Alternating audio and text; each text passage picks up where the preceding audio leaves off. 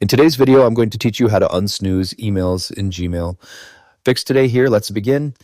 First, go to the Gmail website and make sure you're already logged into your account. Once you're inside your inbox, look at the left sidebar menu and click Snoozed. This will show you all emails that are currently snoozed. Click to open the email or conversation thread you want to unsnooze. At the top of the message in the horizontal toolbar, click the unsnooze button. The email will immediately be moved back to your inbox. If you prefer to unsnooze directly from the list view, stay inside the snoozed section and hover your mouse over the conversation you want to restore. Click the snooze icon, which looks like a clock symbol.